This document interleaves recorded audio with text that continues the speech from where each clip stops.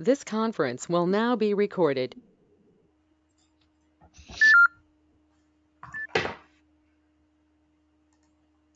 बिस्मिल्लाहिर्रहमानिर्रहीम रब्बि इश्रह ली सदरी व यस्सिर ली अमरी वहलुल उक़दतम मिन लिसानी यफ़क़हू क़ौली। हम प्रैक्टिस कर रहे हैं बेटा क्वेश्चंस की, और उसमें आज हमारे पास एक बड़ा ज़बरदस्त क्वेश्चन है मिसिस असलम वाला। ठीक है, इसकी पहले रिक्वायरमेंट देखते हैं। ये है सितंबर 2013 का, और आपकी किताब का क्वेश्चन नंबर है 10.10। तो पहले ज़रा इस क्वेश्चन की हम रिक्वायरमेंट देखें कि इस क्वेश्चन की रिक्वायरमेंट क्या है, उसके बाद फिर हम इस क्वेश्चन को स्टार्ट करते हैं। ये देखिएगा, इसकी रिक्वायरमेंट है जी, compute the taxable income, tax liability and tax payable for the tax year 2000x3। तो ये कहाँ से स्टार्ट होगा? अगर हमें कुछ एग्जाम में नहीं बताया गया तो ये क्वेश्चन स्टार्ट होगा 1 जुलाई x2 से लेके 30 जून x3 तक।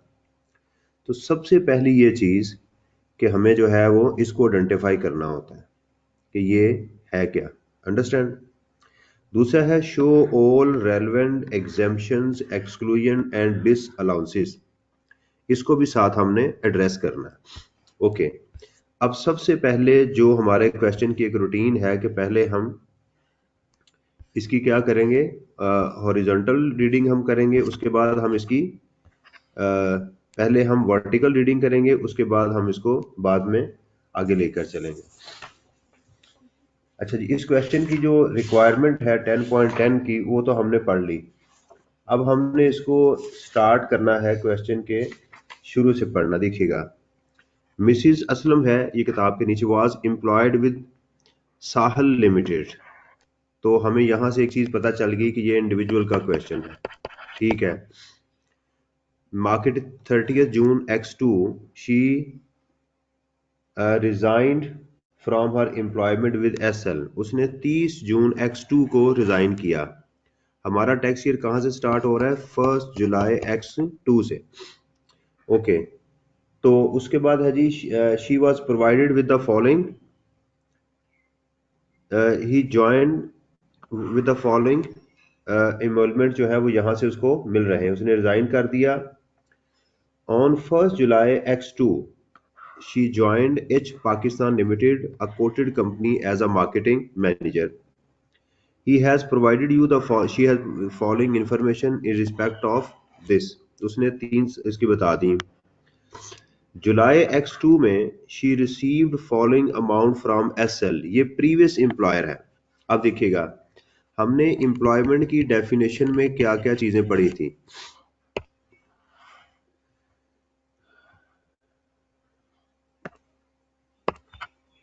हमने एम्प्लॉयमेंट की डेफिनेशन में डिस्कस किया था कि ये पेमेंट आपको पास्ट एम्प्लॉयर से मिले, प्रेजेंट एम्प्लॉयर से मिले, या फ्यूचर एम्प्लॉयर से मिले, तो ये आपकी हर सूरत में कहाँ जाएगी? रिसीड बेसिस के ऊपर सैलरी में ही जाएगी, अनलेस कि आपको कोई पेमेंट डिले होकर ना मिले जिसमें आपके पास ऑप्शन मौजूद है। तो ये जो एसएल है ये इसका पास्ट एम्प्लॉयर है, तो बेशक पास्ट है या प्रेजेंट है या फ्यूचर है, हमने इसको कंसिडर करना है। Leave encashment totally taxable 95,000। Gratuity है जी हमारे पास, पहले जरा इसको बनाएं। ग्रेचुटी है, reimbursement of this health insurance हो गया in accordance with the terms of employment. Income related to the her salary and benefit borne by the HR. Basic salary है जी हमारे पास, मेडिकल अलाउंस है। अच्छा, in accordance with the terms of employment income tax related to her salary and benefit is to be borne by HPL. ये HPL उसकी दूसरी company है, ऐसे ही है ना। तो उसका पहला प्रीवियस एम्प्लॉयर है एसएल और नई कंपनी है एचपीएल। ये एचपीएल हमारे पास आ गई। चलें, तो अब ये एचपीएल के बेनिफिट्स आना शुरू हो गए। तो हमें एग्जाम में क्या करना होगा कि ये जो बेनिफिट्स हैं इनको हम अलग करेंगे और इन बेनिफिट्स को यहाँ से अलग कंसिडर करना शुरू कर देंगे। बेसिक सैलरी टोटली टैक्सेबल, और उसने इसको ज्वाइन किया था 1 जुलाई को। इट मीन्स कि इन तमाम अमाउंट्स को हमें 12 से मल्टीप्लाई करना चाहिए। Medical allowance is exempt up to 10% of the basic salary, rent free accommodation with annual letting value of 480। ये एनुअल लेटिंग वैल्यू है, इसका मतलब ये है कि हम बेसिक सैलरी के 45% के साथ हम इसको कंपेयर करेंगे। उस घर की हमें एनुअल लेटिंग वैल्यू गिवन है। Travelling allowance per month 60% of the amount was spend in the performance of the official duty. तो इसका मतलब क्या हुआ कि इसका 40% हमारा पर्सनल था, तो वो हमारी सैलरी में जाएगा। Provident fund 10% of the basic salary and equal amount was contributed by the employer. HPL उनका एम्प्लॉयर है, पहला साल है, सोचिएगा फर्स्ट ईयर है। इसको इसके लिए क्या होगा हमारे पास, एम्प्लॉयर कंट्रीब्यूशन और इंटरेस्ट क्रेडिटेड दोनों के लिए। ठीक है, हम इन दोनों अमाउंट्स को एग्जाम में लिखेंगे अगर हमें पता होगा, और फिर इनका फॉर्मूला लिखेंगे। इसका क्या है, ₹150,000 और 10% of the basic salary plus dearness allowance, ये वाला काम करेंगे। अच्छा जी, under an employ share scheme आ गई हमारे पास। On 31st of she received a loan of 400 from HPL. Loan receive किया उसने 40 लाख रुपए का। The loan carries markup of this, कोई ट्रीटमेंट नहीं है क्योंकि लोन की अमाउंट 10 लाख से कम है। चलें आगे चलते हैं।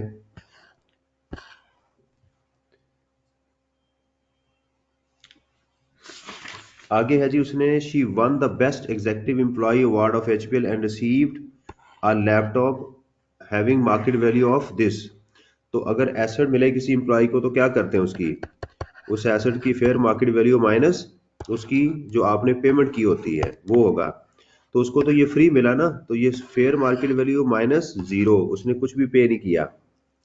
An amount of 355 was received from her spouse as support payment under an agreement to live apart। देखें ना, जो खातून इतनी हैवी सैलरी ले रही है, ठीक है, उसकी देखें कितनी बेसिक सैलरी है। बेसिक सैलरी 2 लाख रुपया, मेडिकल अलाउंस 60,000 है, घर मिला हुआ है, ट्रैवलिंग अलाउंस है उसके पास, प्रोविडेंट फंड है, शेयर उसके पास है, और उसको पता नहीं कितने कितने बेनिफिट मिले हुए हैं। तो उसने क्या किया फिर, अपने खामन को बिल्कुल कोई लिफ्ट नहीं करवाई, तलाक ले ली उसने। देखिएगा जरा, तो ये हमने क्या पढ़ा था, तो ये टोटली एग्जाम्प्ट है, इसको मिले हैं ना, इस टोटली एग्जाम्प्ट है ये।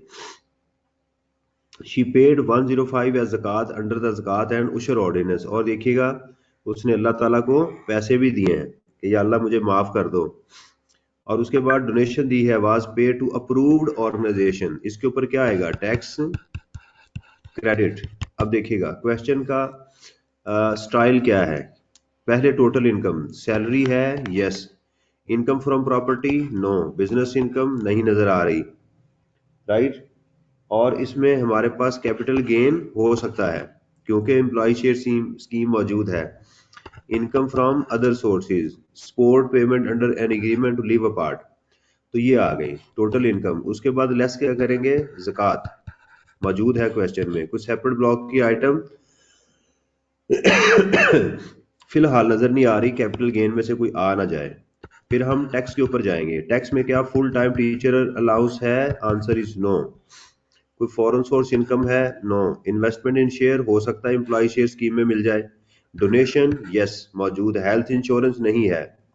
With holding tax, with holding tax निकलेगा, क्यों, क्योंकि इसमें उसने वो इसका टैक्स गिवन है जो एम्प्लॉयर ने पे करना है, तो कम से कम हमें उसकी इंफॉर्मेशन क्वेश्चन में मिल जाएगी। तो हम यहाँ टैक्स लाइबिलिटी तक आएंगे। बड़ा अच्छा एक क्वेश्चन है जिसको हम करने जा रहे हैं। तो ये मैंने सबसे पहले आपने उसको क्या करना है, क्वेश्चन का सबसे पहले आपने वो बनाना है, उसको क्या कहते हैं, फ्रेमवर्क तैयार करना है कि भी इस क्वेश्चन में मुझे मिला क्या, विद इन मिनट और टू आपने एग्जाम में सबसे पहले ये वाला काम करना है। चलें जी, दोबारा आप क्वेश्चन के ट्रीटमेंट को करते हैं कि क्वेश्चन में इसका 1 बाय 1 ट्रीटमेंट क्या होगा, फिर डायरेक्ट आपको मैं सोल्यूशन दिखाऊंगा, उससे आपको इसकी समझ आ जाएगी। चलें जी,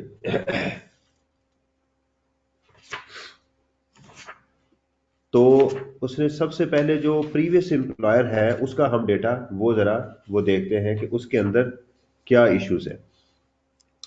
चलें दोबारा आप क्वेश्चन को समझें कि हम एग्जाम में सॉल्व करने जा रहे हैं। तो एग्जाम में सॉल्व करते हुए हम सबसे पहले क्या लिखेंगे, इसका प्रोफाइल। ठीक है, मैं भी सिर्फ आपको कैलकुलेशन सिखाऊंगा।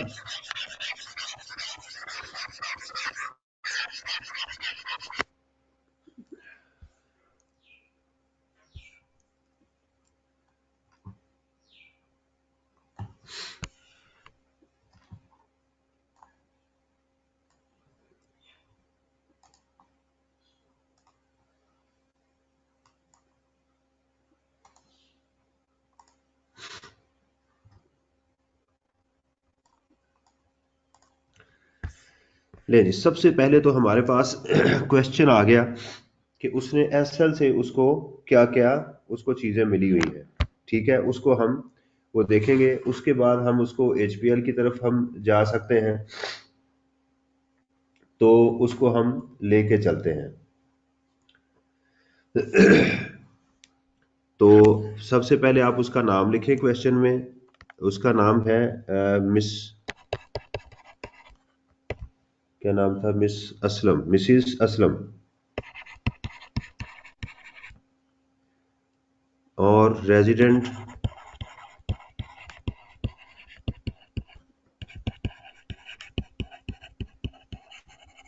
इंडिविजुअल, और टैक्स ईयर है हमारे पास 2000x3। लेकिन एग्जाम में फिलहाल हम 2022 ही कंसीडर करेंगे। तो सबसे पहले हम हेडिंग देंगे इसकी income from salary. Income from salary में हमारे पास जो जो चीजें मौजूद है वो जरा देखते जाइएगा। वो सबसे पहले उसके बाद ही इनकम फ्रॉम एसएल। ठीक है, पहले एसएल का जो डेटा दिया है उसको हम वो कर लेते हैं। सैलरी फ्रॉम एसएल, उसमें है जी लीव इनकैशमेंट।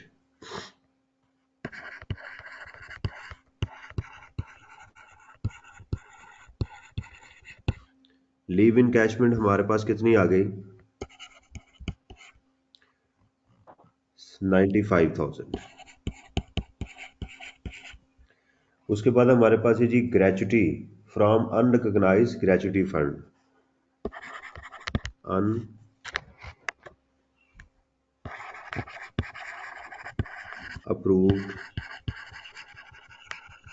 ग्रेचुटी। ये है जी हमारे पास 500,000। ठीक है, तो डायरेक्ट 75,000 माइनस कर दें, क्योंकि इसका 50% और 75,000 विच एवर इज लोअर। तो नजर आ रहा है कि इसका 50% जो है वो 2.5 लाख रुपया है, 250,000 है, तो ये माइनस कर देंगे। ये आ जाएगा हमारे पास 425,000 आ गया। Reimbursement of 100,000 against health insurance policy. The insurance claim was launched by SL on behalf of Mrs Aslam in January X2। तो हमें उसकी हेल्थ इंश्योरेंस जो है ना उसको रीइंबर्समेंट हुई है उसको। तो हेल्थ इंश्योरेंस क्या होता है, मेडिकल फैसिलिटी। और medical facility under the contract क्या होती है, एग्जाम्ड। ठीक है, एक चीज इसमें लिख दें, हेल्थ इंश्योरेंस लिख दें या मेडिकल फैसिलिटी लिख दें, आगे जगह नहीं है। मैं जरा मेडिकल फैसिलिटी, आप एब्रीविएशन ना एग्जाम में यूज करें। ये क्या हो जाएगी हमारे पास, एग्जाम्ड। ये हमने इसलिए लिखी क्योंकि एग्जाम्पल लिखता है कि show all relevant exclusion and exemption जो है, इसलिए मैंने इसको वो लिख दिया। ठीक है, तो हमारे पास कितनी अमाउंट आ गई एसएल की, ये आपने टोटल कर लिया 95,000 प्लस 75,000, 425 प्लस 95, 520,000 हमारे पास ये वाली अमाउंट आ गई। 520,000 ये आ गई। मैंने इसको इसलिए अलग किया क्योंकि एचपीएल ने इसको टैक्स दिया हुआ है, उसका टैक्स बॉर्न करना है, तो उसकी हमें वर्किंग अलग से करना पड़ेगी। इसलिए मैंने इसको जो है वो सेपरेट कर लिया हुआ है। ठीक है, अब चलते हैं हम क्वेश्चन के ऊपर। कि उसमें उसने हमें दिया हुआ है HPL। अब आ गई सैलरी फ्रॉम HPL। आपने एग्जाम में नहीं कलर करना, मैं बस जरा वर्किंग के लिए कर रहा हूं ताकि आपको समझ आ जाए।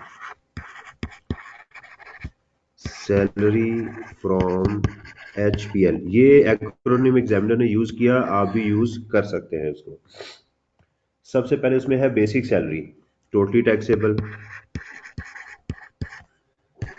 बेसिक सैलरी 200,000, तो पूरा साल उसने काम किया, 12 से आ गई। उसके बाद है जी मेडिकल अलाउंस।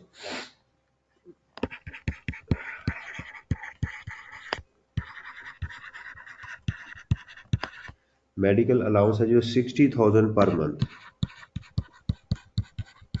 ठीक है। और मेडिकल अलाउंस के साथ जो है, इसको यहां से कोई मेडिकल फैसिलिटी नहीं मिली हुई, तो इनको भी करते हैं अभी। तो इसमें से हम कर देंगे less 10% of the basic salary. वो कितनी आ रही है हमारे पास? 2.4 मिलियन आ गई। तो 2.4 मिलियन का, तो हमारे पास मेडिकल अलाउंस कितना आ गया? 60,000 इंटू 12, 720,000, और इसका हम कर देंगे 240,000 लेस कर देंगे। ठीक हो गया, ये आ गया जी 480,000 आ गया। उसके बाद हमारी जो नेक्स्ट रेंट फ्री अकोमोडेशन, हमारे पास क्या है? Rent free accommodation. तो उसको लिख लेते हैं रेंट फ्री अकोमोडेशन। अब रेंट फ्री अकोमोडेशन की दोनों चीजें क्वेश्चन में गिवन है, उसकी एनुअल लेटिंग वैल्यू भी गिवन है और हमें वो भी। तो हम क्या करेंगे? 45% ऑफ द बेसिक सैलरी, कितना आ गया जी? 45% इंटू 0.45, तो 1080000, और उसकी एनुअल लेटिंग वैल्यू कितनी थी? 480,000, विच एवर इज हायर, वो हमारे पास आ गया 1080000। ठीक हो गया। उसके बाद उसने हमें कहा जी क्वेश्चन में travelling allowance,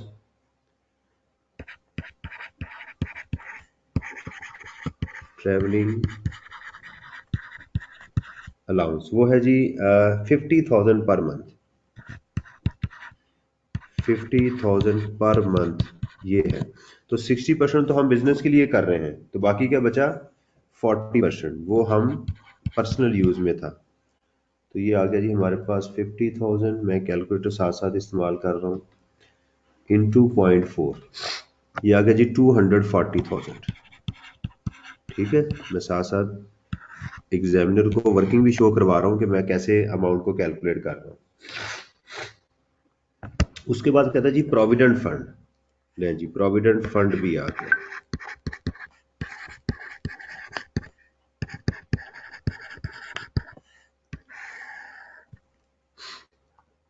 provident fund, provident fund में सबसे पहले क्या लिखना आपने? Employer contribution.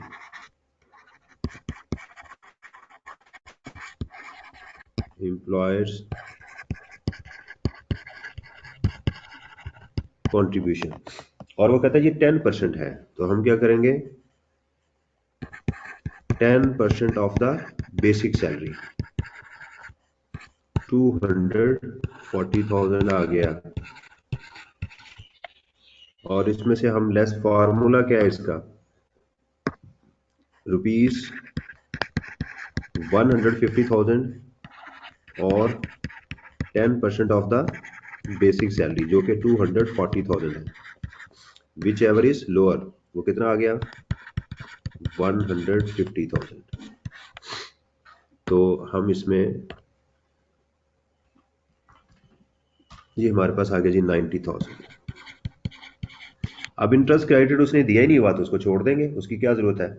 हमें ऐसे काम करने की। जो चीज नहीं है उसको हम कंसीडर नहीं करेंगे। ठीक है जी। अच्छा, अब चलते हैं एम्प्लॉय शेयर स्कीम के ऊपर।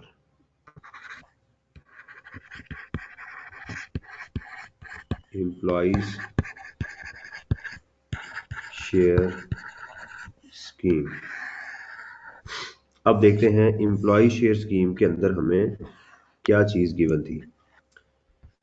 कहता जी, under an employ share scheme Mrs Aslam was awarded 5000 shares. 5000 share जो है वो उनको दिए गए हैं इन एचपीएल ऑन 1 जनवरी X3। देखिएगा हमारी डेट स्टार्ट हो रही है 1 जुलाई X2 से लेके 30 जून X3 तक। तो हमें शेयर कब दिए जा रहे हैं, यहाँ पर कितने 5000 शेयर हमें मिल गए। बिल्कुल ठीक है। Under scheme she was not allowed to sell this share up to 31 March X3। ये शेयर रिस्ट्रिक्टेड थे। इसको ओपन कहाँ हो रहे थे, जाके 3 महीने बाद 31 मार्च को यहाँ शेयर ओपन हो रहे हैं। ठीक है। She sold all shares in HPL on 1 मई, और उसने यहाँ पर शेयर बेच भी दिए। तो यहाँ कैपिटल गेन जनरेट हो गया। अब अगर कैपिटल गेन जनरेट हुआ है तो हमें देखना पड़ेगा कि ये कंपनी कौन सी थी। क्या ये प्राइवेट कंपनी थी या ये कंपनी लिस्टेड थी। अब देखते हैं, दोबारा पढ़ते हैं जरा क्वेश्चन को। Employed with Sahal limited as a marketing manager. Company का कुछ नहीं बताया गया। नहीं बताया गया तो हम इसको टैक्स में प्राइवेट कंपनी कंसीडर करेंगे। ये कंसीडर नहीं करेंगे कि ये लिस्टेड कंपनी है, यानी इसको हम अनलिस्टेड कंपनी एग्ज्यूम करेंगे। ठीक हो गया। तो हमारे पास यहां से दो चीजें आ गई इस क्वेश्चन में। एक तो इस डेट के ऊपर उसकी सैलरी जनरेट होगी, और उसका फॉर्मूला क्या आपको बताया हुआ है कि उस दिन की फेयर मार्केट वैल्यू माइनस उसकी कॉस्ट। और कैपिटल गेन का क्या आपको फार्मूला बताया हुआ है कि उसकी सेल प्राइस माइनस उसकी डीम्ड कॉस्ट। और डीम्ड कॉस्ट कौन सी होती है, ये वाली डीम्ड कॉस्ट इधर आ जाएगी। तो अब देखिएगा, अवार्डेड 5000 शेयर, प्राइस क्या है, सवाल ये है इसकी कॉस्ट कितनी थी। अवार्ड किए गए हैं, इसका मतलब उससे क्या चार्ज किया गया, नील, कोई पैसा चार्ज नहीं, फ्री दिए गए हैं ये शेयर। क्या दिए गए हैं, फ्री दिए गए हैं। The fair value of these shares on the above dates was as follows। देखिएगा इस डेट को उसकी प्राइस क्या थी, इस डेट को उसने हमें प्राइस बताई कि जनाब जिस दिन शेयर मिले उस दिन ये 20 का था, इररेलेवेंट। हमारे शेयर ओपन इस डेट को हुए हैं, उस दिन प्राइस क्या है 28, ये हमारे लिए रेलेवेंट है।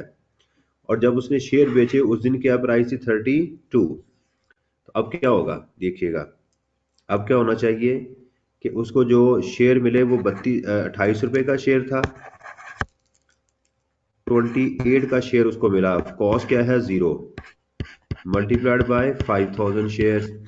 और उसने बेचे कितने के, ये देखिएगा बेचे उसने हैं 32 के, और डीम कॉस्ट क्या है 28। इसका डिफरेंस कहाँ जाएगा, कैपिटल गेन के अंदर जाएगा। ये आपको चीज बताई हुई है।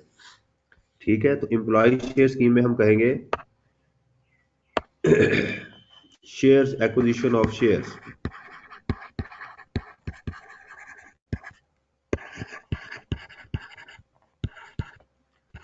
वो है जी 5000 इंटू 28। तो ये आ गया हमारा 5000 को मल्टीप्लाई करें 28 के साथ, तो ये आ गया जी 140,000। ठीक है जी। इसके अलावा she received a loan, loan receive किया उसने कितना, 4 लाख रुपए का। तो इसका कोई ट्रीटमेंट नहीं होगा। आगे चलते हैं। She won the best executive employ award. ठीक है, बेस्ट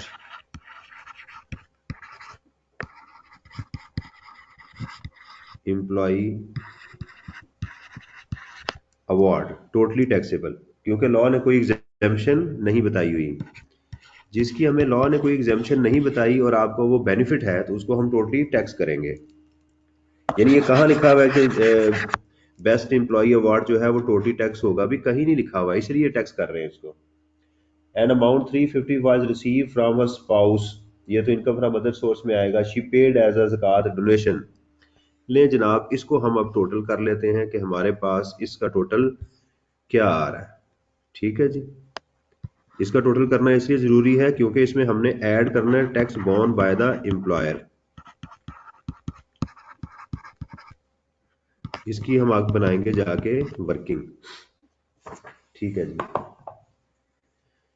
ये टोटल करते हैं। ले जी, मैं अपना कैलकुलेटर यूज करूं, आप भी यूज करें। 200 240 2.4 plus 480 plus 1080 plus 240 plus 90 plus 140 plus 100 4530। देखिएगा जी, आपके पास यही आंसर आ रहा है 4530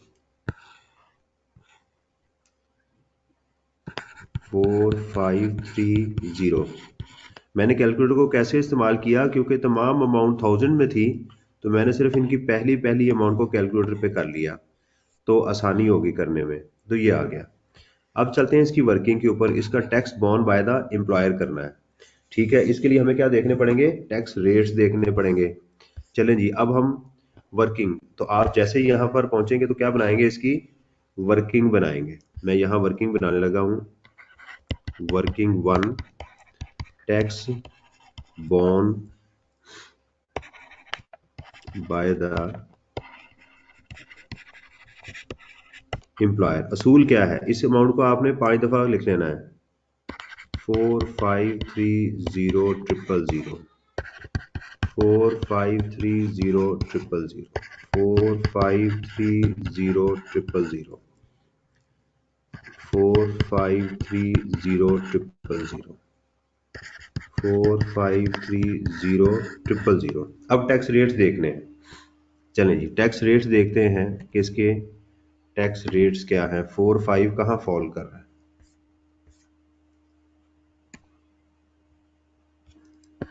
ये सिर्फ सैलरीड के रेट देखने हैं, नॉन सैलरीड के रेट्स नहीं देखने।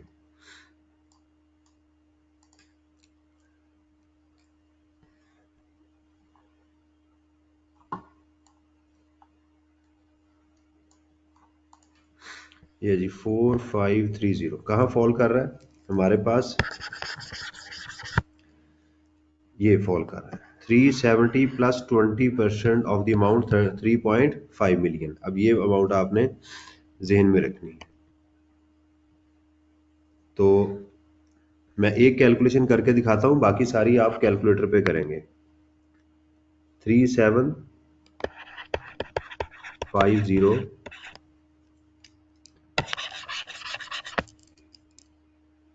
दोबारा कहाँ चला गया ये रेट, मैं भूल गया बेटा, जरा बताना। 370,500 था।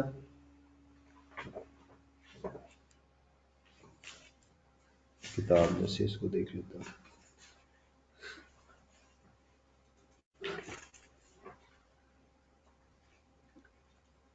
370 plus 20%, 370,000 plus 20% of the amount exceeding 350,000 3.5 million. ठीक है, तो अब ये देखते हैं इसका आंसर क्या आता है। 4530 माइनस 3500 इंटू 0.2 प्लस 370,000। तो ये मेरे पास इसका आंसर आ गया 576,000। तो हम यहाँ पर करेंगे प्लस 576,000, क्योंकि 100% है ना, तो इसलिए सारी की सारी अमाउंट इसमें ऐड कर देंगे।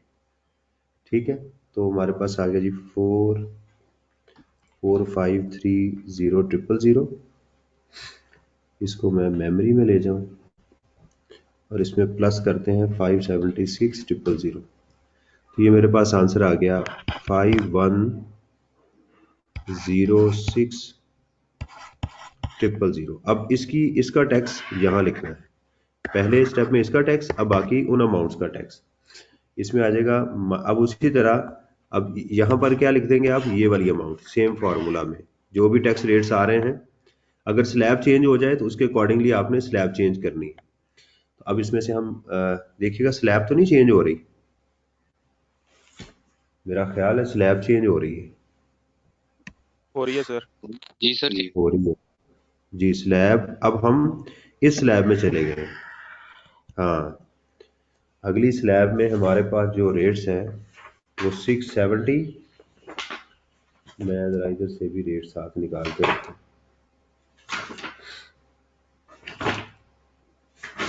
या आपने अमाउंट जहन में रखनी है, 670 प्लस 22.5% है।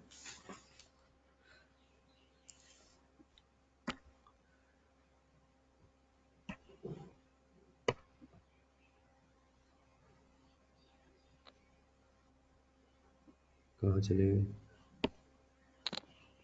ये 693850 आ रहा है। मैं कहीं गुम हो गया हूँ, पहले मैं तो पहुंचूं कहीं पे। ये था, ठीक है। अब ये अमाउंट जो है वो इसके लिए स्लैब चेंज हो गई। अब इसके लिए टैक्स कैसे कैलकुलेट करेंगे, इसका टैक्स अब कैलकुलेट करना है। तो वो नई स्लैब आ गई हमारे पास, वो है 670,000 plus 22.5% of the amount 5106,000 minus 5 million। तो -5 million into 0.225 प्लस 670,000। तो ये देखिएगा ये 693,850 यही आंसर आ रहा है। यस सर, यही आंसर है। अच्छा जी, अब इसमें ऐड कर दें 693,850। तो ये आ गया हमारे पास 522,3,850। अब इसका टैक्स यहाँ लिखना है। अब यहाँ पर स्लैब चेंज नहीं हो रही, वही 670 वाला। अब कैलकुलेटर भी आप करते जाएं, -5 मिलियन इंटू 0.225 प्लस 670,000। तो ये आ गया जी मेरे पास 723,666। ठीक है, इसमें हम प्लस कर देंगे तो ये आ गया हमारे पास 5250366। ठीक है, अब इस अमाउंट का टैक्स कैलकुलेट करेंगे इसी फार्मूले से, -5 मिलियन इंटू 0.225। ये कैलकुलेशन साथ देख लीजिएगा मेरे से कहीं गलती ना हो जाए, plus 670,000। 5250366 minus 5 million into 0.225 plus 670। तो 726,332 आ गया। और इसमें हम प्लस कर देंगे तो आ जाएगा 525,632। इस पे फिर टैक्स कैलकुलेट करेंगे, -5 मिलियन इंटू 0.225 प्लस 670,000। तो ये आ जाएगा हमारे पास 727,674। अभी भी कुछ फर्क है। अब देखें ना, फर्क जो है वो तकरीबन 1000 का रह गया, लेकिन एक स्टेप और ले लें कोई फर्क नहीं पड़ता क्योंकि स्लैब चेंज हुई है ना शुरू में ही। तो इसका हम निकाल लेते हैं, प्लस रिकॉल मेमोरी। तो 525,765 माइनस 5,000 इंटू 0.225 प्लस 677। तो ये आ गया 727,976। चले हम यहाँ तक इस अमाउंट को हम कैलकुलेट कर लेते हैं। ठीक है जी, तो हमने इन अमाउंट्स का जो टैक्स था, थोड़ा सा टाइम तो लगता है, लेकिन होता क्या है कि ये वर्किंग करने में आसानी रहती है। ये आपने वर्किंग 1 बना ली और इसी का रेफरेंस हम क्या करेंगे, उसमें जाके आगे वो डाल देंगे। ये कितना आंसर आ गया इसका, 727। ठीक है जी, चलें। तो tax borne by the employer, ये आ गया हमारे पास 727,976। और एक वर्किंग करेंगे तो ये मजीद प्रिसाइज हो जाएगा। ठीक है जी, तो ये हमारे पास अमाउंट आ गई। तो कितना हो गया जी टोटल अमाउंट, आप देखिएगा 727 को भी ऐड कर दें। अब हमने 3 अमाउंट्स को ऐड करना है, जरा देखिएगा। ये उसकी आ गई एसएल से प्लस 4530,000 प्लस 727,976। तो ये आ गया हमारे पास सैलरी फ्रॉम एसएल, नहीं एचपीएल। तो 5257,970। अब देखिएगा 2 सैलरीज हमारे पास आ गई। एक हमने ऊपर कैलकुलेट की थी ये वाली, अब इन दोनों को आप ऐड करेंगे दोनों कंपनी से, यानी एसएल प्लस एचपीएल, तो हमारे पास टैक्सेबल सैलरी आ जाएगी। ठीक है जी, इसमें हम ऐड करते हैं टैक्सेबल सैलरी। इसकी हेडिंग क्या देते हैं, टैक्सेबल सैलरी। वो आ गई 5257,976 प्लस एसएल से कितनी थी 520,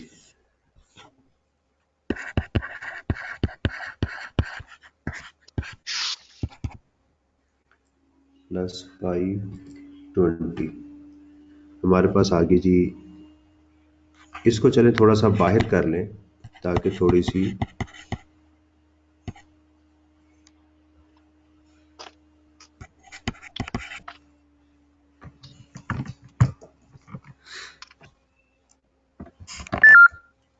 नहीं जी, ये हम सैलरी तक पहुंच गए अल्हम्दुलिल्लाह। अब आते हैं हम अपने कैपिटल गेन के ऊपर। बिजनेस इसमें है नहीं, अब आते हैं कैपिटल। ये किसी का बेटा ये माइक ऑन है, जरा प्लीज उसको वो ऑफ कर दें, इसमें साथ जो है ना वो आ रही है। ठीक है, इसमें आ गया disposal of shares.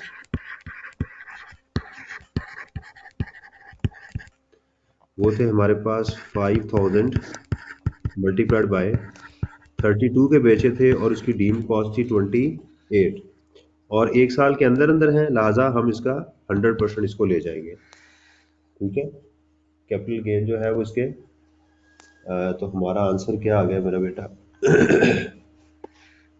4 × 5,000 20,000 20,000 capital gain आ गया। और उसके बाद क्या थी हमारी income from other sources, sport payment.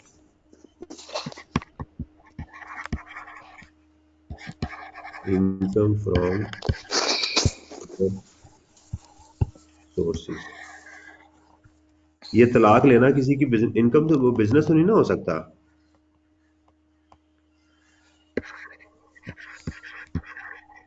Sport payment, वो कितनी थी स्पोर्ट पेमेंट जरा बताइएगा। 85,000 355,000 बड़ी अजीब सी अमाउंट है 350। सर लगता है लड़ाई 355 झगड़े में फैसला हुआ। मैंने कहा कि लगता है लड़ाई झगड़े में फैसला हुआ है, बड़ी अजीब सी अमाउंट है। यानी नॉर्मली तो बड़ी क्लियर कट होनी चाहिए, 5 लाख 10 लाख 15 लाख रुपया। तो हमारे पास ये आ गई। अब आगे हम टोटल इनकम के ऊपर, इसके सर अलावा वो तो कोई दोनों नहीं ना। CST हाँ जी, प्लस 5,777,976। ये आ गया हमारे पास 5,797,970। इसको हम कहेंगे टोटल इनकम, और इसमें से लेस कर दें ज़कात, और ज़कात कितनी पे की है जिन्होंने? 105 सो 5,000 जी, सर। 1,05,000। 1,05,000 5,000 ये देख लीजिएगा, कोई कंपनी लिस्टेड तो नहीं है ना? कहीं कहीं लिखा तो नहीं होगा कि ये कंपनी लिस्टेड है? सर। ये ऊपर लिखा हुआ है उन्होंने, HPL जो है वो कोटेड कंपनी है। कहाँ लिखा हुआ है? सर ये हाँ, आपने जो ऊपर पढ़ा था ना वो साहिल लिमिटेड का पढ़ लिया था, लेकिन जो अंडर एम्प्लॉयमेंट स्कीम है वो कोटेड हाँ। कंपनी की है। तो फिर ये है, यहाँ लिखेंगे सिक्योरिटीज हो गई ना 37A की, सिक्योरिटीज हो गई। तो फिर यहाँ इसको भी लेस करेंगे, साथ सेपरेट ब्लॉक ऑफ इनकम।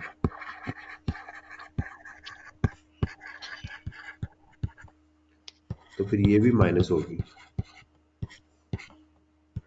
इकट्ठा ही माइनस कर सकते हैं आप।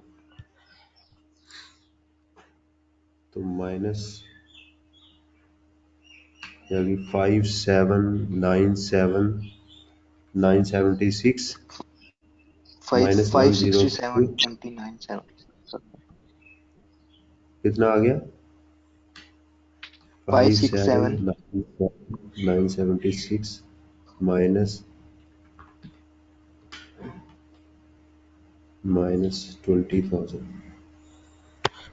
5,672,976। इसको क्या बोलेंगे? Taxable income.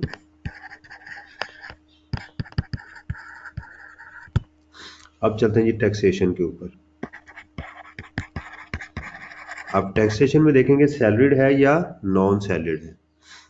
तो क्या करेंगे, हमारी जो टैक्सेबल सैलरी है ये वाली, इसको डिवाइड करेंगे इस अमाउंट के ऊपर। तो देखिए आंसर क्या आ रहा है, 100% से भी ज्यादा आ गया है ना। तो ये क्या हो गया हमारा सैलरीड केस। खाली सैलरीड भी लिखते हैं तो ठीक है, सैलरीड आ गया। अब सैलरीड के रेट देखने पड़ेंगे हमें, ठीक है। अब सैलरीड के रेट देखते हैं, और मेरा ख्याल है वही स्लैब है ना इसकी, जो भी हम कैलकुलेशन कर रहे थे यहाँ पे, ये वाली स्लैब थी इसकी। ये टेबल आपको एग्जाम में मिल जाएगा ये वाला। तो ये स्लैब थी सैलरी की 670 प्लस 22%, सॉरी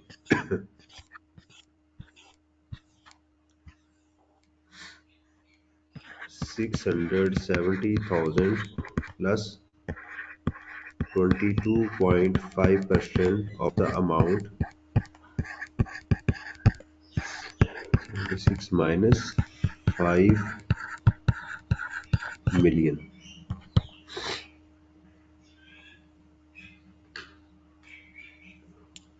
into 0.225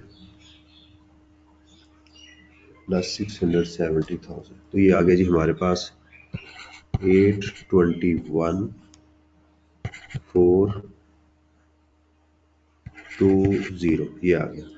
अब देखिएगा फुल टाइम टीचर नहीं है, फॉरेन टैक्स क्रेडिट नहीं है, इन्वेस्टमेंट इन शेयर्स नहीं है, डोनेशन है। तो हम करेंगे लेस, इसमें रिबेट ऑन डोनेशन या टैक्स क्रेडिट भी लिख सकते हैं, रिबेट ऑन डोनेशन। उसका फार्मूला क्या है, टैक्स ये वाली amount 821,420 divided by taxable income, यानी इसको इस पे डिवाइड करेंगे तो इसको बोलेंगे एवरेज टैक्स। तो 5,672,976 मल्टीप्लाइड बाय डोनेशन, डोनेशन कितनी है जी 70,000 आखिर पे लिखा हुआ है। और ये चेक करना है कि कहीं इसका 30% से ज्यादा तो नहीं है। तो ऑब्वियसली उसके 30% से ज्यादा नहीं है। इसको करते हैं 5 7 सॉरी 5672,976 मल्टीप्लाइड बाय 70,000, तो ये आ गया हमारे पास 10,135 10,135, तो -821,420, ये आ गया हमारे पास 811,284, 5 कर लें इसको। क्यों जी, ठीक है। जहां तक हम टैक्स लायबिलिटी तक आ गए, इसमें करेंगे add separate block of income,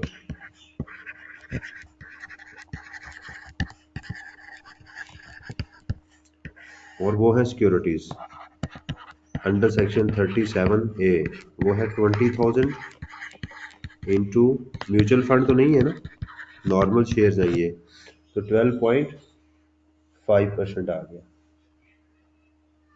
अच्छा, मैं एक चीज़ आपको कही थी कि अगर आप लिस्टेड कंपनी के शेयर्स में इन्वेस्टमेंट करेंगे तो उसके ऊपर आपको टैक्स क्रेडिट मिलेगा। तो ये कंपनी कोटेड थी ना, देखें कंपनी कोटेड थी, लिस्टेड कंपनी थी, ये ओरिजिनल अलॉटी था, ये अलॉटी थी, ठीक है। तो इनको टैक्स क्रेडिट मिलना चाहिए था, लेकिन तीसरी कंडीशन उन्होंने फुलफिल नहीं की कि ये 24 मंथ तक इनको शेयर होल्ड करने थे। अंडरस्टैंड? तो ये कंडीशन वायोलेट हो गई, इसलिए यहां पर इस क्वेश्चन के अंदर टैक्स क्रेडिट नहीं आया।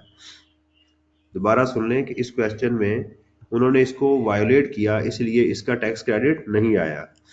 अगर एग्जाम में ये सिर्फ इतनी बात लिखी जाती कि उनको शेयर्स मिले हुए हैं, दोबारा सुन लें कि अगर क्वेश्चन में ये वाली बात ना होती कि उन्होंने शेयर बेच दिए हैं,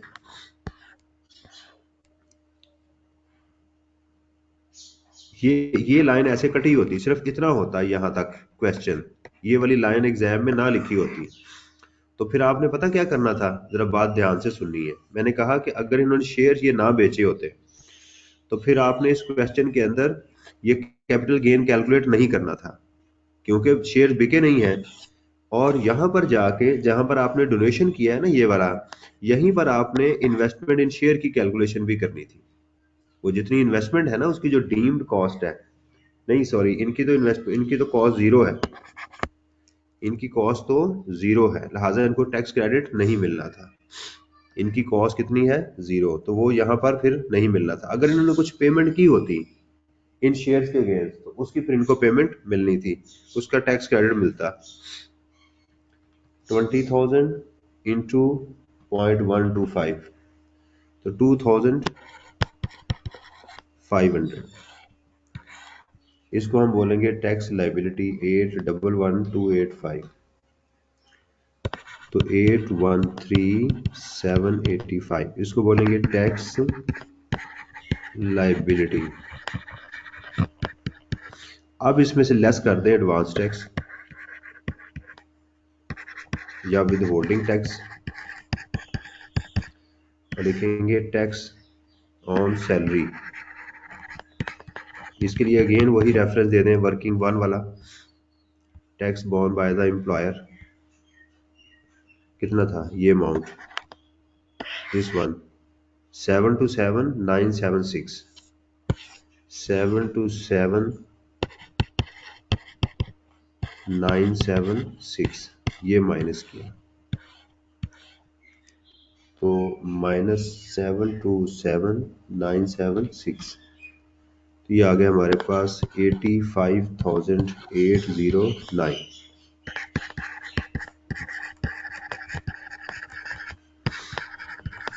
टैक्स पेएबल विद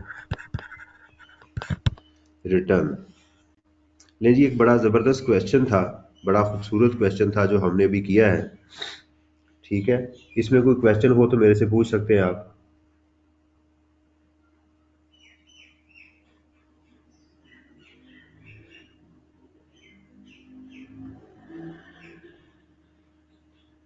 इसमें जो प्रोविडेंट फंड में वॉइस कंट्रीब्यूशन है वो कहाँ लिखा हुआ है? क्या tax born bye the employer? नहीं सर, प्रोविडेंट फंड में जो एम्प्लॉयज कंट्रीब्यूशन है वो कहाँ लिखा हुआ है? एम्प्लॉय ये लिखा हुआ है provident fund 10% of the basic salary and equal amount was contributed bye HPL. तो ये लिखा हुआ है यहाँ पर कि एम्प्लॉयर ने 10% उसमें ऐड किया हुआ है। जी सर ये एडवांस टैक्स में से टैक्स ऑन सैलरी क्यों माइनस किया? एडवांस टैक्स में से, क्योंकि ये हमारे एम्प्लॉयर ने हमारा टैक्स पे किया हुआ है ना। देखें ये टैक्स एम्प्लॉय खुद पे कर दे या उसका एम्प्लॉयर पे कर दे, ये दोनों सूरतों में हमारा एडवांस टैक्स होता है ये, क्योंकि मेरा टैक्स उसने पे कर दिया। मैं पे कर दूं या कोई साहब मेरे बिहाफ पे मेरा टैक्स पे कर दे, तो पे तो मैंने किया है ना। देखे ना, मैं किसी दुकानदार के पास कोई चीज ले आऊं, उसको पैसे जी मैं दे आऊं या मेरा बेटा जाके दे आए, तो पैसे तो मेरे ही हैं। तो जी इसलिए मैंने डिपार्टमेंट को जो टैक्स देना था वो टैक्स था मेरा। मैं कहता था भाईजान आपका मैंने ये टैक्स देना है, ठीक है, ये वाला दिस वन। तो मैं कहता हूँ मेरा इतना टैक्स मेरे एम्प्लॉयर ने आपको पे कर दिया हुआ है। वो कहता है जी बिल्कुल ठीक है। तो मैंने अब उसको रिटर्न के साथ कितना टैक्स जमा करवाना है, 85,000। Okay sir. ठीक है जी। Excuse me sir. जी बेटा। सर ये जो मेडिकल अलाउंस और मेडिकल फैसिलिटी है, इसका ताल्लुक ईयर के साथ नहीं होता, कंपनी के साथ होता है क्या? कंपनी, देखें इसके अंदर इनका सवाल ये है कि ये जो मेडिकल अलाउंस और मेडिकल फैसिलिटी है, एक कंपनी मेडिकल फैसिलिटी दे रही है, एक कंपनी मेडिकल फैसिलिटी नहीं दे रही। ये वाला इनका सवाल है। यहाँ पर था ये हमारे पास, ये मेडिकल अलाउंस है, ये मेडिकल अलाउंस, और यहां से इनको मिल रही है मेडिकल फैसिलिटी दूसरी कंपनी से। ठीक है। लॉ ने तो सिंपल ये कहा हुआ है कि medical allowance is totally taxable if it is given with medical facility under the contract. तो देखा जाए अगर इन दोनों को मिला के पढ़ा जाए तो ये टोटली टैक्स हो जाती है। लेकिन इसकी कोई गाइडलाइन नहीं है गिवन लॉ के अंदर कि कैसे करेंगे। तो लिहाजा जब गाइडलाइन ना हो तो फिर हम आई कैप के सोल्यूशन या प्रैक्टिस को देखते हैं कि प्रैक्टिस में क्या चल रहा है। तो आई कैप के सोल्यूशन में हमें ये मिलता है कि ये दोनों जो कंपनीज है ना, इनकी कैलकुलेशन हम अलग अलग करेंगे। जैसे यहाँ tax born bye the employer है, ठीक है, तो उस कंपनी ने सिर्फ अपनी अमाउंट जो है, जो एचपीएल है, सिर्फ उसने उस अमाउंट का टैक्स कैलकुलेट किया है ना। तो हम दोनों को फिर अलग अलग लेकर चलेंगे। अकोमोडेशन अगर आप देखें यहाँ पर, अगर आपको मेरा ख्याल यहाँ थी या ऊपर थी, क्वेश्चन में कहीं थी अकोमोडेशन, रेंट फ्री अकोमोडेशन, तो देखें ना यहाँ भी हमने बेसिक सैलरी सिर्फ एचपीएल की ली है। अगर दूसरी अमाउंट होती तो हम उसको ना लेते, सिर्फ इसी कंपनी को लेके चलते। तो इंडिपेंडेंट लेकर चलेंगे तो हमारा क्वेश्चन आसान हो जाएगा। Thank you sir. This conference will now be recorded. अच्छा जी, दूसरा इसमें हमारे पास क्वेश्चन है जी मिस्टर मंटू, और मंटू से ये क्वेश्चन है आपका, आपकी किताब का मिस्टर मंटू 10.5 फिलहाल, और आपकी किताब का बुक का पेज नंबर है 187।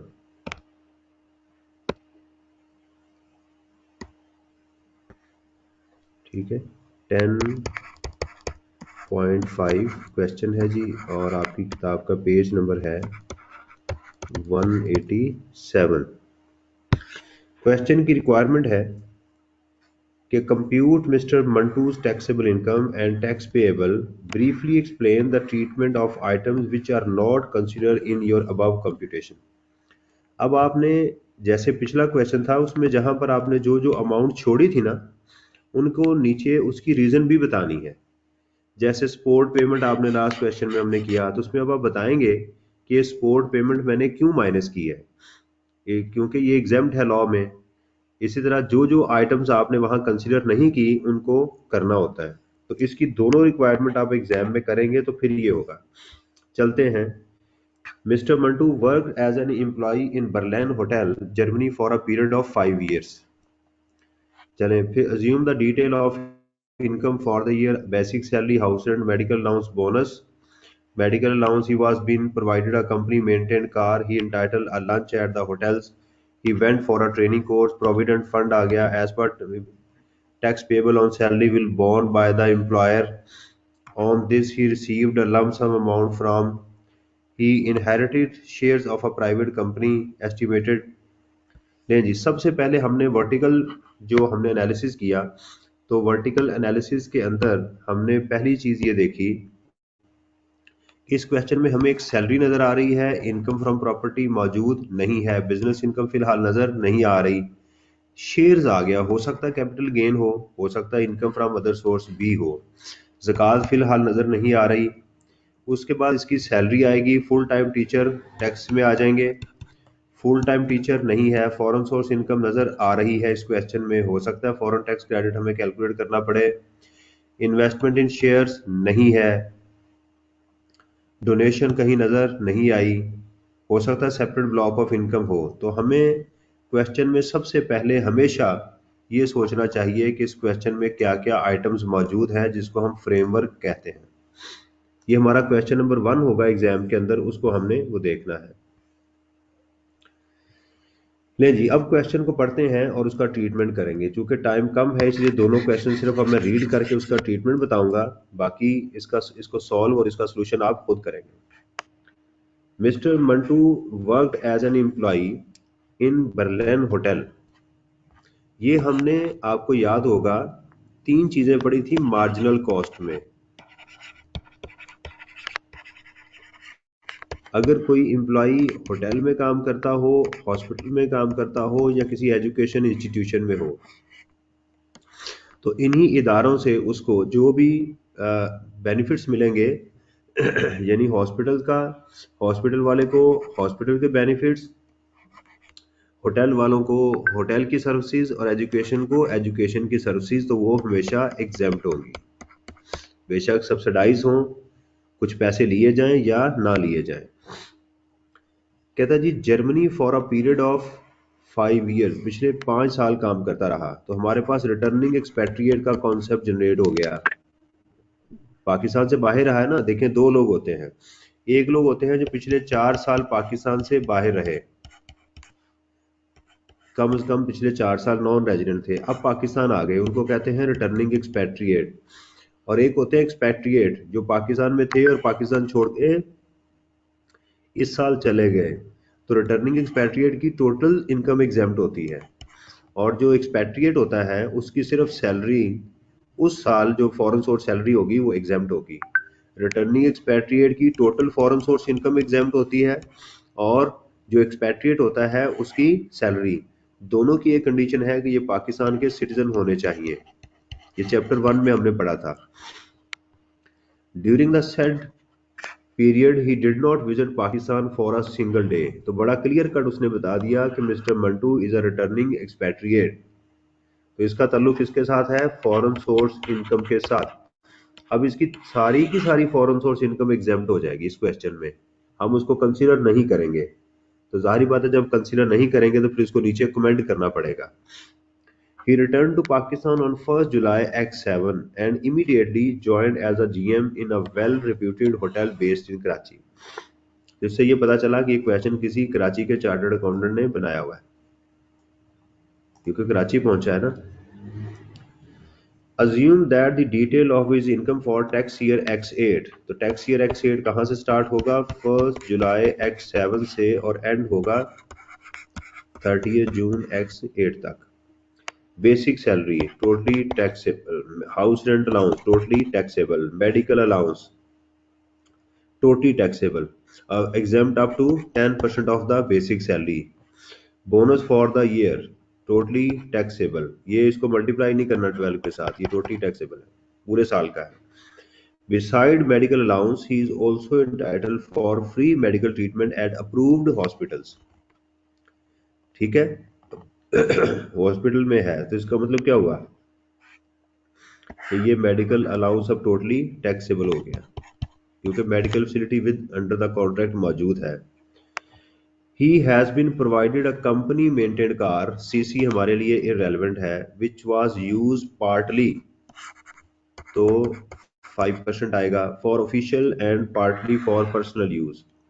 The hotel has lease the car, तो क्या होगा, उसकी फेयर मार्केट वैल्यू ली जाएगी। From a bank, the gross lease rentals payable over the period of lease was this, irrelevant, हमें रेंटल नहीं चाहिए।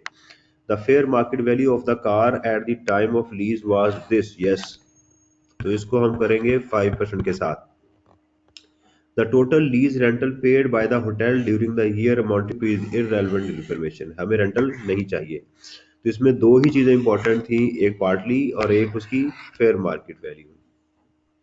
तो हम क्या करेंगे इस क्वेश्चन में, 1.6 मिलियन इंटू 5%।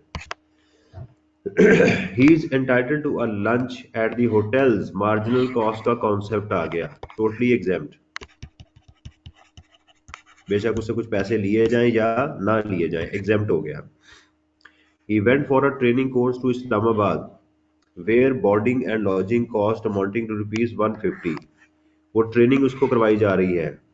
देखिए जर्मन से आया है, जर्मन में कुत्ते खाते होंगे, चूहे खाते होंगे, पता नहीं क्या क्या खाते होंगे, वहां भी होटलिंग का कारोबार कर रहा था, तो उसकी पहले बेचारे की ट्रेनिंग करवाई जा रही है कि भाईजान यहाँ आपने एहतियात करनी है, यहाँ लोगों को कुत्ते नहीं खिलाने, मार देंगे पकड़ के।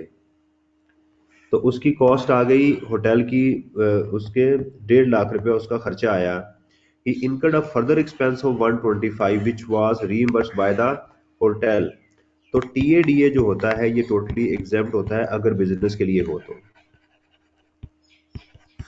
क्योंकि ये बिजनेस के लिए है ना, ये मेरा एक्सपेंस नहीं है। तो पर्सनल होता तो टोटली टैक्स हो जाना था, तो लिहाजा ये अमाउंट भी एग्जेम्प्ट हो गई, ये अमाउंट भी एग्जेम्प्ट हो गई। अब इन अमाउंट्स को आपने पॉइंट बी में, एक तो क्वेश्चन में शो करना है, दूसरा नीचे जाके बी पॉइंट में लिखना है, the comments on the amount which are not included in my question, तो इसकी वजह बतानी है आपने। दोबारा आ गया, provident fund was deducted at the rate of 10% of his basic salary, an equal amount was contributed by the hotel, interest credited to his provident fund amounting to ₹48,000। इसकी बड़ी अच्छी प्रैक्टिस कर चुके हैं आप एग्जाम में। एम्प्लॉयर कंट्रीब्यूशन लिखेंगे, जैसे अभी हमने क्वेश्चन किया, वो कितना है, 10% ऑफ द बेसिक सैलरी, वो यहाँ आ जाएगा। इसमें से आप क्या करेंगे, 150 और 10% of the basic salary, which ever is lower, वो आपने माइनस किया तो मेन अमाउंट यहाँ आ गई। उसके बाद आप लिखेंगे इंटरेस्ट क्रेडिटेड, इस क्वेश्चन में इंटरेस्ट गिवन है, इंटरेस्ट क्रेडिटेड हाउ मच, 48,000, वो आप एग्जाम में यहाँ लिख लेंगे। इसका क्या है, 1/3 ऑफ द बेसिक सैलरी, आप यहाँ लिख लेंगे, और 16% of the accumulated balance. Accumulated balance इस क्वेश्चन में गिवन नहीं है, ना ही इंटरेस्ट का रेट गिवन है। अगर इस अमाउंट का मुझे इंटरेस्ट रेट गिवन होता, वो कहता है जी ये इंटरेस्ट 10% है लेट्स सपोज, तो मैं उसको 10% पे डिवाइड करता तो मेरा आंसर आ जाता लेट्स सपोज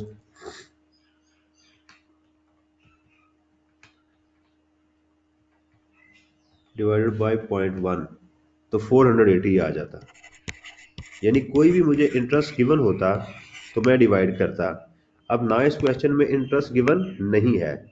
दूसरा उसने कहा ये पहला साल है, ये इसका पहला साल है, तो पहले साल में क्यूमुलेटेड बैलेंस क्या होता है, जो एम्प्लॉयर का कंट्रीब्यूशन होता है प्लस एम्प्लॉय का कंट्रीब्यूशन, वही उसका एक्यूमुलेटेड बैलेंस होता है। ये आपको बड़ी डिटेल से बता चुका हूँ, अगर आपने मजीद देखना हो तो मेरा जो लेक्चर है प्रोविडेंट फंड का वो जाके देख लीजिएगा। तो इसका मतलब ये है कि ये जो आपकी अमाउंट है ना एम्प्लॉयर का कंट्रीब्यूशन, ये आपने यहाँ पर प्लस यही अमाउंट को 2 दफ़ा आपने यहाँ लिखना है, तो ये आपका एम्प्लॉयर कंट्रीब्यूशन आ जाएगा। तो आप यहाँ से इसको भी which ever is lower minus करेंगे या हायर कर लें, यहाँ पर आई कैप ने हायर अमाउंट भी ली हुई है, तो यहाँ नेगेटिव अमाउंट नहीं लिखनी, तो ये एम्प्लॉयर प्रोविडेंट फंड का ये आ जाएगा। अच्छा जी, as per term of employment agreed with Manto tax payable on salary will be borne by the hotel. ये आज हमने क्वेश्चन किया है। तो इससे ही हमें पता चल रहा है कि जो स्टूडेंट पास पेपर को करके जाते हैं तो अक्सर अगले क्वेश्चन उनको उन्हीं में से ही मिलते हैं, इसलिए पास पेपर को करके जाना चाहिए। He received a lump sum of 4 million from Norman banking service from Berlin hotel. ये बेटा अपना माइक ऑफ कीजिएगा, किसका है? बर्लिन होटल में उसको ये है, तो ये फॉरेन सोर्स इनकम है उसकी, ये क्या होगी? Totally examined. इसको भी क्वेश्चन में कंसीडर नहीं करना। On 1st of July, he inherited 25,000 share of a private limited company। विरासत में जो आपको शेयर मिले हैं, the estimated fair market value of the share on the date of inheritance was rupees 42 per share। विरासत में जो आपको चीज मिले तो उसकी क्या होगी? ये डीम्ड कॉस्ट बन जाएगी। ये क्या होगी? उसकी डीम्ड कॉस्ट बन जाएगी विरासत में और गिफ्ट में। दोबारा सुन लीजिएगा, मैं आपको फिर समझा दूं। आपको जो शेयर इन गिफ्ट में मिलते हैं या आपको इनहेरिटेंस में मिलते हैं,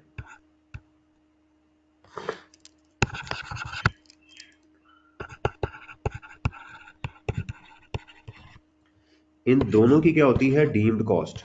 जब भी आप लेट्स सपोज कि जिस दिन आपको शेयर मिले वो 100 रुपए के थे, जब आप इसको आगे बेचेंगे, सेल करेंगे, तो फिर करेंगे सेल प्राइस माइनस 100, ये इसकी डीम्ड कॉस्ट बन जाएगी। मिले तो आपको फ्री है लेकिन डीम्ड कॉस्ट बन जाएगी। लेकिन सुनिएगा, अगर आप लोगों को गिफ्ट मिला और आपने इसको विद इन 2 ईयर बेच दिया, ठीक है, विद इन 2 ईयर, ये इस साल की अमेंडमेंट है, विद इन 2 ईयर्स आपने बेच दिया, तो फिर क्या होगा? Sale price minus cost of the transfer, जिसने आपको गिफ्ट किया है उसकी कॉस्ट यहां पर कंसीडर की जाएगी। ये मैं शेयर्स की बात कर रहा हूं। अगर 2 साल के बाद आपने शेयर्स को बेचा है तो फिर गिफ्ट और विरासत का सेम ट्रीटमेंट होगा। गिफ्ट और विरासत का सेम ट्रीटमेंट होगा। इसी तरह अगर कोई स्पाउस है तो स्पाउस को कोई चीज मिले और आगे वो बेच दे, तो मिलने पे देखें, गिफ्ट के मिलने पे कोई टैक्स नहीं, विरासत के मिलने पे कोई टैक्स नहीं, स्पाउस के मिलने पे कोई टैक्स नहीं, मिलने पे कोई टैक्स नहीं है। लेकिन जब बेचेगी स्पाउस तो उसके लिए फॉर्मूला क्या होगा? Sale price minus cost of the transfer. इसकी जिसने इसको दिए हैं उसने कितने के शेयर खरीदे थे? मिसाल के तौर के ऊपर जिसने आपको गिफ्ट किया उसने ये शेयर 20 रुपए का खरीदा था। अगर आपने ये गिफ्ट, देखें हम इसको 2 सूरतों में बनाते हैं। हमने कहा कि हमने विद इन 2 ईयर बेच दिया, हम कहते हैं 2 साल के बाद बेचा। जिसने शेयर आपको गिफ्ट किए उसकी कॉस्ट थी 20 रुपए, आपने शेयर बेच दिया 200 रुपए का। देखिए, चूंकि आपने 2 साल के अंदर अंदर बेच दिया तो अब उसकी डीम कॉस्ट नहीं आएगी, बल्कि जिसने आपको शेयर दिए उसकी कॉस्ट आएगी। ये ऐसे गेन आएगा। अगर आपने 2 साल के बाद किया तो फिर उस दिन शेयर कितने का था? 100 का, फिर डीम कॉस्ट लेंगे, फिर आपका गेन ये आएगा, ये आ जाएगा 180, यहाँ आ जाएगा आपका 100। अब ये कैपिटल गेन आ गया।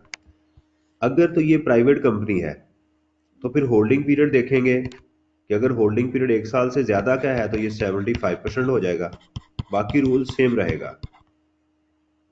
अगर ये लिस्टेड कंपनी है तो फिर ये 75% नहीं आएगा, फिर इसका टैक्स ये सेपरेट ब्लॉक ऑफ इनकम में चला जाएगा। तो गिफ्ट के लिए ये इस साल की चेंज है, आप प्लीज नोट कर लीजिएगा कि ये आपने लाजमी देखना है कि गिफ्टेड शेयर को आगे बेचा है या नहीं बेचा। लेकिन विरासत में टाइम फ्रेम का कोई चक्कर नहीं है, विरासत में टाइम फ्रेम का कोई चक्कर नहीं है। विरासत के जब भी शेयर बेचेंगे उसका एक ही रूल है, sale price minus deemed cost. और अगर कोई और कॉस्ट भी इनकर्ड हुई है तो वो भी इसमें ऐड करेंगे आप।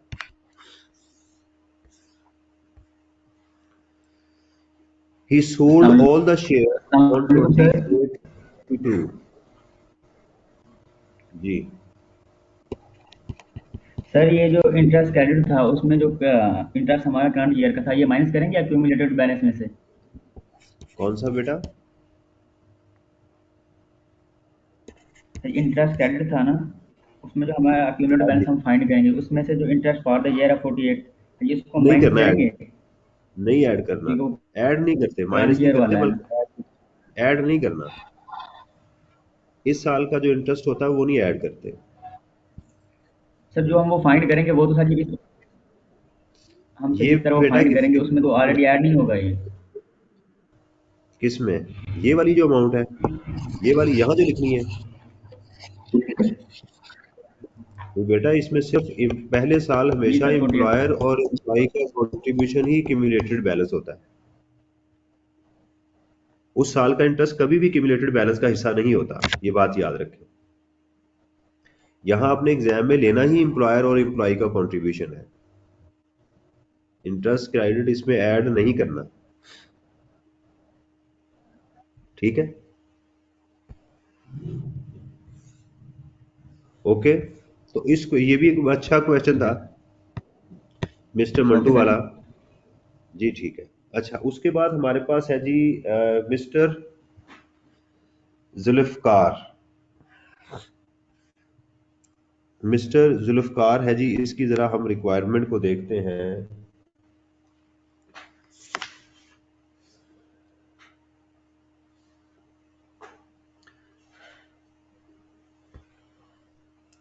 ये देखिएगा, इसकी भी सेम रिक्वायरमेंट है। वैसे आजकल एग्जामिनर जो है वो ये वाली लाइन नहीं पूछ रहा, बल्कि यहाँ पर इसकी बजाय क्या लिख देता है वो, show all relevant exclusion and exemptions, वो ये लिख देता है, ठीक है? चलें, ये जो मैं क्वेश्चन आपको बता रहा हूं आपने इसको बेटा सॉल्व करना है, ठीक है? अभी मैं आपको समझा रहा हूं। मिस्टर जुल्फकार, अब टाइम कम है, मैं वर्टिकल एनालिसिस नहीं करता, अब मैं डायरेक्ट आपको इसका पढ़ के सुना देता हूं। मिस्टर जुल्फकार, यहां से पता चला कि ये इंडिविजुअल का क्वेश्चन है। A senior executive of Mirza Petroleum retired on 31st of March। बड़ी इंपॉर्टेंट इंफॉर्मेशन है क्योंकि हमारा टैक्स ईयर होता है 12 माह का, तो इसने 31 मार्च को रिटायरमेंट ले ली, तो हमारा दिसंबर तक 6 माह हो गए, जैन, फेब और मार्च, तो 9 माह की अब कैलकुलेशन होनी है। तो ये हमारे लिए बड़ी अहम इंफॉर्मेशन थी। After completion of 19 years of dedicated services, ठीक है? Mr. Zulfikar's income for the year ended this are given below।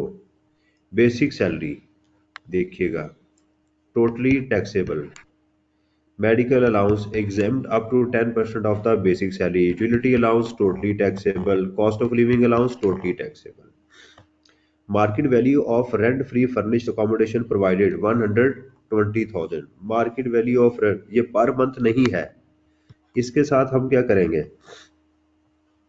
इसके साथ कंपेयर करना चाहिए हमें 45% ऑफ द बेसिक सैलरी, ये जो अमाउंट आएगी 9 मंथ के साथ, इस पूरी अमाउंट के साथ which ever is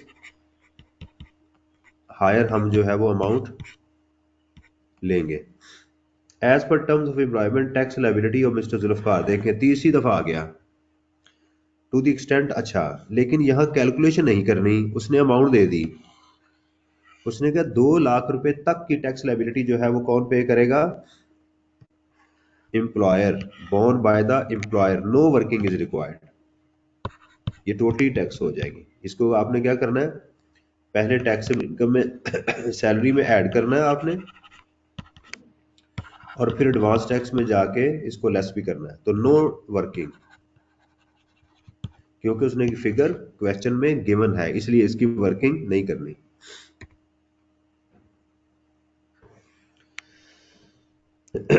On his retirement, he received gratuity of this from an unrecognized gratuity fund maintained by MPL। क्या कर देंगे यहाँ से 75,000 डायरेक्ट माइनस कर देंगे, क्योंकि इसका 50% तो तकरीबन देखें 13 लाख रुपए बन रहा है ना, तो लॉ क्या कहता है, अनअप्रूव्ड ग्रेचुटी का 50% और 75,000 which ever is lower minus करेंगे, तो डायरेक्ट आप 75,000 माइनस कर देंगे। He received pension amounting 50,000 per month from the date of his retirement।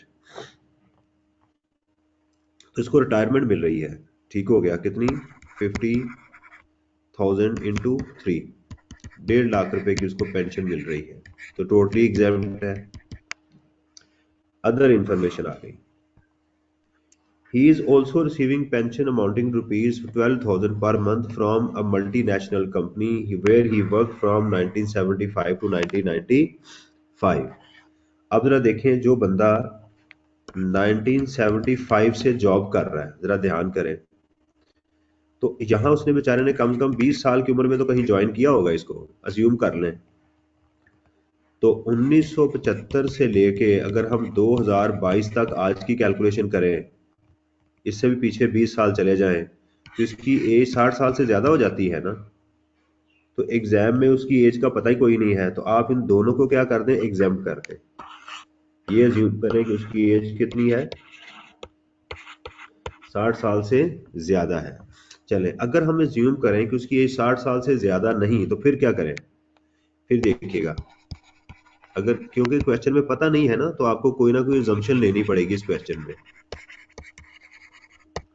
हम अज्यूम करते हैं कि उसकी एज 60 साल से कम है, तो एक पेंशन है उसकी 150,000 की इंटू 3, 1.5 लाख। दूसरी पेंशन है उसकी प्रीवियस एम्प्लॉयर से 12,000 इंटू 12, 144,000। तो whichever is higher is exempt, तो इसको एग्जाम्ड कर दें क्वेश्चन में, और इसको टोटली टैक्स कर दें। अगर अज्यूम करना है आपने कि उसकी एज 60 साल से कम है, अगर करें 60 साल से ज्यादा है, तो फिर दोनों को एग्जाम कर दें क्वेश्चन में। अ प्लॉट वाली वैल्यू इनहेरिटेड 4,50,000 फादर जी, वाली वैल्यू 4,50,000 नहीं आएगी? किसकी? 12,000 रुपये पर मंथ मिल रही है ना बेटा।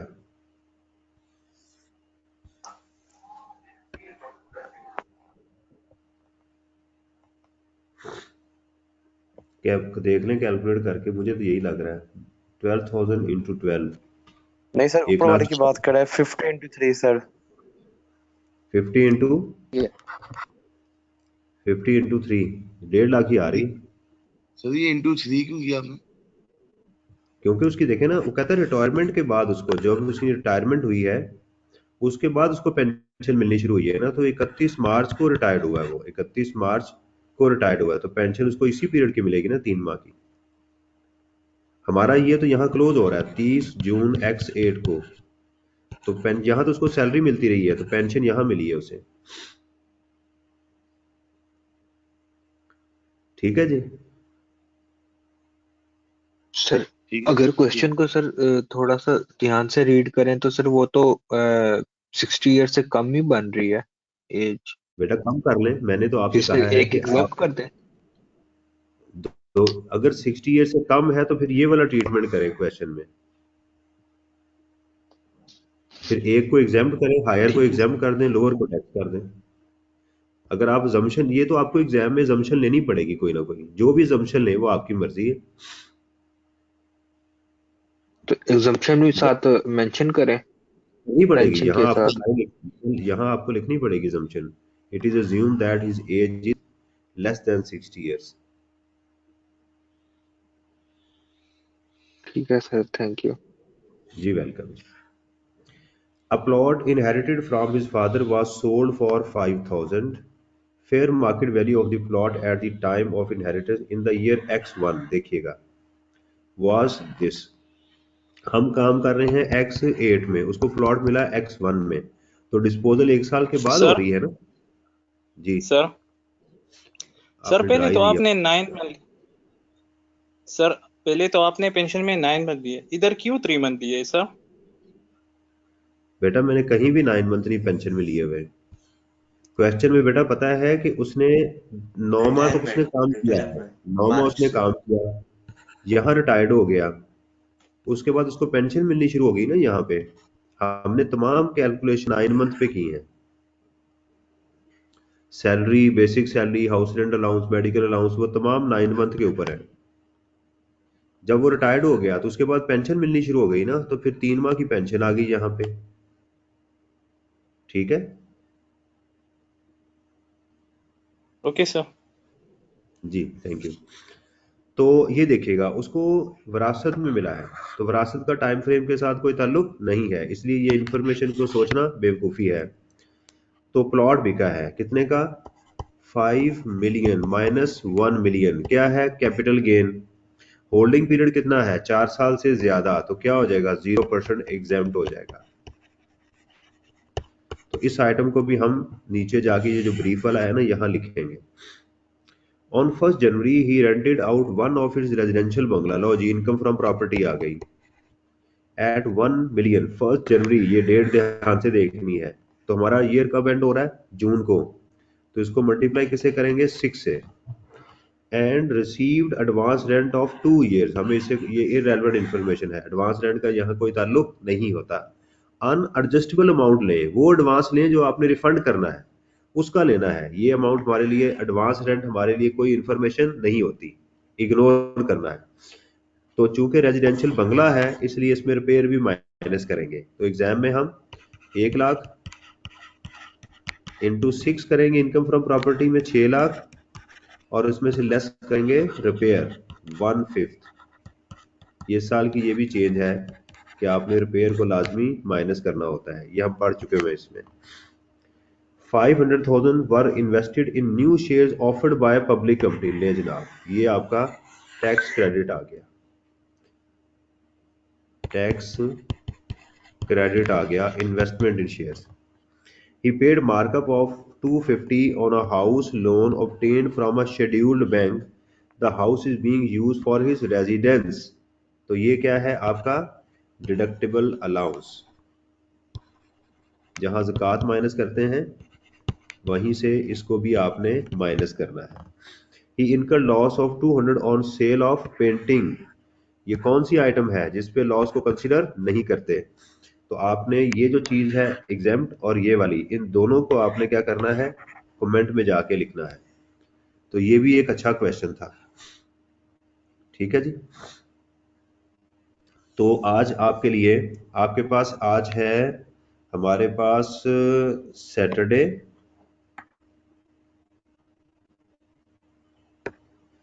This conference will now be recorded. ये देखें, आप मेरे चैनल में गए, ये मैं रिकॉर्डिंग के लिए आपको बता दूं, इस चैनल में जाके आपने ये जो एथिक्स का है ये वाला एरिया 5 नंबर का ये है, प्लेलिस्ट में जाए एथिक्स में,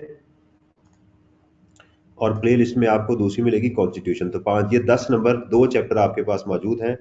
10 मार्क्स इसमें कंफर्म आ रहे हैं हर एग्जाम में, हर एग्जाम में 10 मार्क्स। एथिक्स ये आप देखिएगा, ये इसमें मौजूद है मेरे लेक्चर, और कॉन्स्टिट्यूशन के ये 5। तो 5 और 5 10 मार्क्स कंफर्म आ रहे हैं इसके अंदर। कैपिटल गेन का जो इसमें कुछ चेंजेस हैं वो आज मैंने डिस्कस कर ली थी। बाकी कैपिटल गेन में कोई खास चेंज नहीं है, स्ट्रक्चरल कोई ऐसी चेंज नहीं है, सेपरेट ब्लॉक की चेंज है। अगर किसी ने वो लेक्चर सुनने हो तो यहाँ से इसको सुन सकता है। अंडरस्टैंड? सर इसकी प्रैक्टिस कहाँ से करेंगे, एथिक्स और कॉन्स्टिट्यूशन की? किसकी? ये बेटा थियरी है, सिर्फ इसको याद कर लोगे, इसमें कोई ऐसे लंबे चौड़े क्वेश्चन नहीं आते हैं। इसमें कोई ऐसे बहुत टिपिकल क्वेश्चन नहीं आते इस, ठीक है ना। इसका दूसरा तरीका ये है कि मेरे पास शायद क्वेश्चन बने हुए पड़े हैं, तो मैं आपको वो क्वेश्चन जो है ना वो पास पेपर के, बल्कि जोहेर बेटा पिछले जो आप सुन रहे हो ना, पिछले पास पेपर के जो क्वेश्चन है ना एथिक्स के और कॉन्स्टिट्यूशन के, वो सारे कॉपी करके ना नेट से देख के या जहां भी हैं तो वो ग्रुप में शेयर कर देना। सर वो बुक में भी तो क्वेश्चन है कॉन्स्टिट्यूशन और उसके एथिक्स के। हाँ वो भी